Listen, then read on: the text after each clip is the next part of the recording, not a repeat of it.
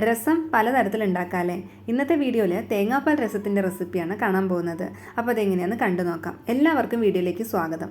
തേങ്ങാപ്പാൽ രസം ഉണ്ടാക്കാൻ വേണ്ടിയിട്ട് ഞാൻ ആദ്യം കുറച്ച് വെള്ളം തിളപ്പിക്കാനേ വെച്ചിട്ടുണ്ട്. അതിലേക്ക് ഒരു മീഡിയം സൈസ് തക്കാളി 4 മുറിച്ചതും കുറച്ച് മഞ്ഞൾപ്പൊടി ഉപ്പെല്ലാം ചേർത്തിട്ട് നന്നായി തിളപ്പിച്ചെടുക്കാം. തക്കാളി ഇതുപോലെ നന്നായി വെന്ത് വന്നതും ഫ്ലെയിം ഓഫ് ചെയ്യുക. എന്നിട്ട് ഈ തക്കാളി മാത്രം മറ്റൊരു പാത്രത്തിലേക്ക് എടുത്ത് മാറ്റുക. തോലൊന്നും ആവശ്യമില്ല, അതൊക്കെ കളയാം. ഉള്ളിലുള്ള ഭാഗം മാത്രം ഇതുപോലെ നന്നായിട്ട് ഉടച്ചെടുക്കുക.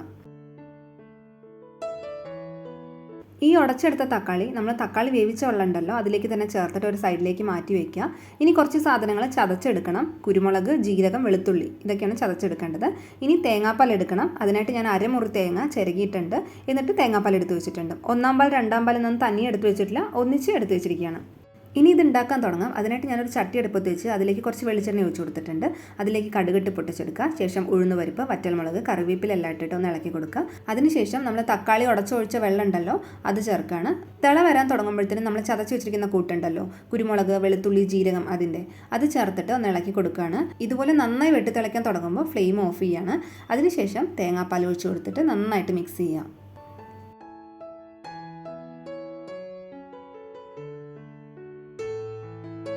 അവസാനമായിട്ട് കുറച്ച് കൊത്തമല്ലിയും പെരിങ്കായത്തിൻ്റെ പൊടിയും കൂടി ചേർത്ത് ഇളക്കി കഴിഞ്ഞാൽ തേങ്ങാപ്പാൽ രസം റെഡി. ഇതുവരെ നിങ്ങൾ തേങ്ങാപ്പാൽ രസം ടേസ്റ്റ് ചെയ്തിട്ടില്ലെങ്കിൽ തീർച്ചയായിട്ടും ഇതൊന്ന് ട്രൈ ചെയ്ത് നോക്കണം. എന്നിട്ട് അഭിപ്രായം അറിയിക്കുക. അടുത്ത വീഡിയോയിൽ മറ്റൊരു റെസിപ്പിയുമായി കാണാം. എല്ലാവർക്കും നന്ദി.